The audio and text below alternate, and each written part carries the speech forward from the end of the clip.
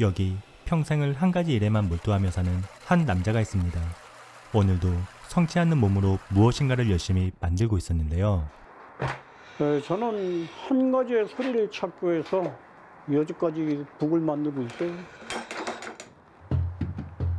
아직도 그 소리를 찾지 못해서 지금까지도 이 소리를 가지고 싸우고 있는 중이죠. 1949년 충북에서 태어난 그는 어릴 적 소아마비를 앓게 되며 그 후유증으로 평생 다리를 절게 되는데, 설상가상으로 9살 때 아버지가 사업에 실패하자 집안의 경제가 무너지고 가족은 뿔뿔이 흩어지며 이후 서울로 상경해 홀로 넉마주의 생활을 하게 되죠. 소위 그때 말로다가 양아치, 낮에는 이제 종이 같은 거 주워오고 밥얻어 갖고 와갖고 형들 먹이고, 이제 소위 이제 똘마의 짓을 하는 데로다가 들어가 있어요. 나는 이제 다리가 이제 항상 이제 저니까 뭘 저겨도 늦거든. 그래서 많이 맞았어요. 그때에 우측길을 맞아가지고 이렇게 보고갖고 완전히 청각이 나갔어요.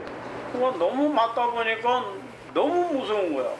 결국 더 이상의 폭력을 참지 못하고 그곳을 뛰쳐나와 거리를 배회하는데, 어딘지는 모르는데 이제 달달달달달 떨고 나무 초마지 밑에서 갖고 이제 일하고 있는데, 이제 어떤 중년 신사가 와가지고 가만히 그분이 내 얼굴을 딱 보더니만 자기 따라가서 배불리 밥도 먹고, 그리고 네가 하고 싶은 걸 할 수 있게끔 해주겠다. 그의 나이 11살. 그날 운명처럼 북공예의대가 황용옥 선생을 만나게 되고, 그런데 언제 허스름한 집에 들어가니까 이 북을 만드는 데라.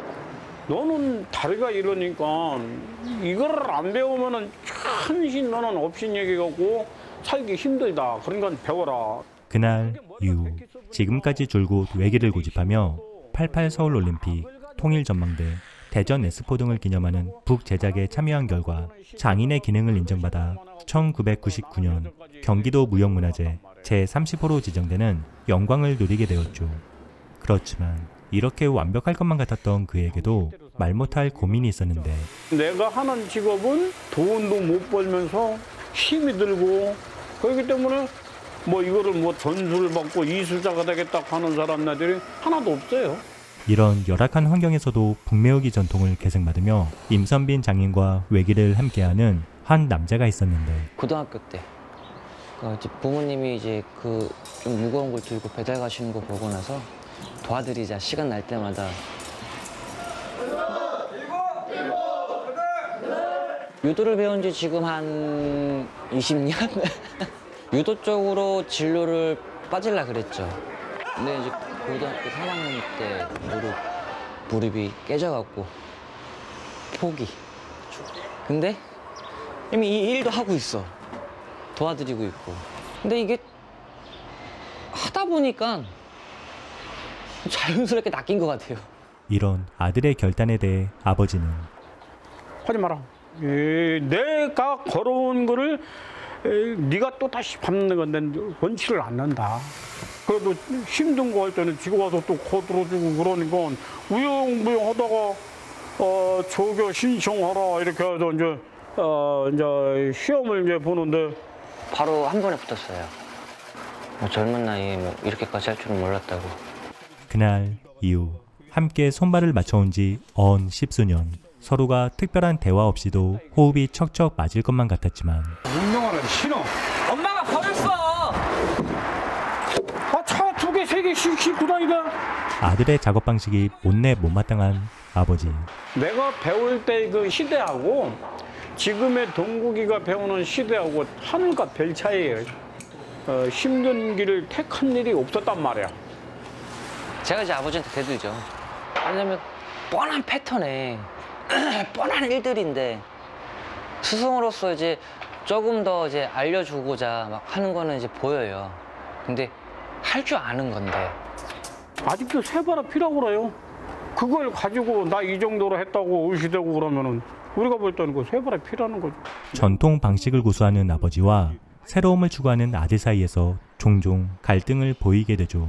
그런 아버지의 염려를 뒤로하고 야심차게 새로운 작품을 선보이는 동국. 넌 왜 글씨 보이면 어떡하려고 그래? 글씨 보이게 하려고 하는 건데? 글씨는 뭐 하는데 보이게? 계속 새로운 걸 만들려고 하는데 아빠는 싫어한다고. 그리고 내 작품 내가 만드는데 왜 10이야? 아버지하고 저하고 북 만드는 스타일이 달라요. 그러니까 아버지는 이제 고전적인 거를 중요시 하시는 분이고, 저 같은 경우는 새로운 그 디자인의 변화를 많이 주려고 하고. 어떻게 선수들이 치는 양반들이 이렇게 디자인을 해달라는데 그럼 해야지. 어떻게 먹고 살려면. 이 북통에 대해서는 그렇게 너무 그렇게 크게 관심을 안 줘도 돼. 문제는 뭐 소리니까. 본인이 생각하신 것보다 의외로 너무 이쁘게 잘 나왔어. 아버지한테 카운터를 매겼다 라고 표현할 수 딱인 것 같아요. 북이라는 거는 소리란 말이에요. 소리. 잘 만들고 못 만들고 북통이 짱구고 찌그러진 것이 그것이 문제가 아니라 소리란 말이에요. 소리. 근데 그 소리를 잡아내지 못하면은 그 뭘 배웠다는 거예요. 그렇지만 수십 년 고된 작업에 날이 갈수록 청력의 이상을 느끼고 병원을 찾게 되지만 아버님 오른쪽 귀는 지금 수치상으로 거의 100이 넘어가면 상실이에요. 근데 숫자가 평균 110 정도 돼요. 왼쪽 같은 경우에도 사실 이 청력이 다른 사람에 비해서 많이 나쁜 편이거든요. 그래서 이거를 지금 보존을 하지 않으면은 나중에 듣는 것 자체가 안 될 수도 있어요. 고심에 빠진 장인. 외로워? 굳은 결심을 하게 되는데 제가 저 88 올림픽 대북을 만들었을 때 참여한 적이 있어요. 나한테도 언젠가는 기회가 오면은 뭐 이런 대북을 만들 수 있지 않겠느냐 이렇게 해서 나무장사한테 질 좋은 나무를 좀 구해달라. 그 나무를 제가 23년 동안 간직하고 있었던 거죠. 마침내 그는 살아생전 사람들의 마음을 위로하는 장엄한 울림의 대북을 만들기로 결심하죠. 제18회 EBS 국제 다큐 영화제에서 2관왕을 차지하며 관객에 대한 기대감으로 10월 21일 개봉이 확정된 울림의 탄생이었습니다. 본 작품은 리마 그 강을 건너지 마오의 조감독 출신인 이정준 감독님의 첫 번째 장편 데뷔작으로 한 맺힌 각오와 함께 불편한 몸으로 전통을 고집하는 아버지와 그의 곁에서 갈등의 모습을 보이지만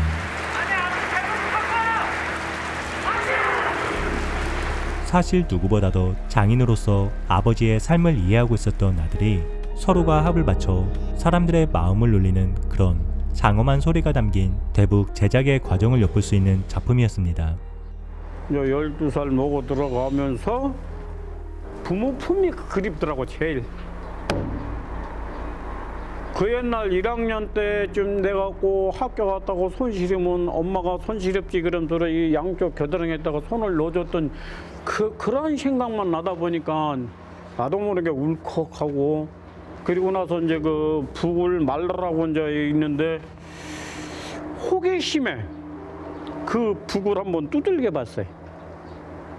근데 그 북 소리가 지금의 현재 내가 그 부모님을 그리워가지고 애타는 그런 소리가, 이 북 소리가 내 마음을 이렇게 울려주는 그런 소리가 나와주는 거예요. 재미있게 보셨다면 좋아요와 구독 그리고 댓글 부탁드리며 모두들 즐거운 하루 보내세요. 감사합니다.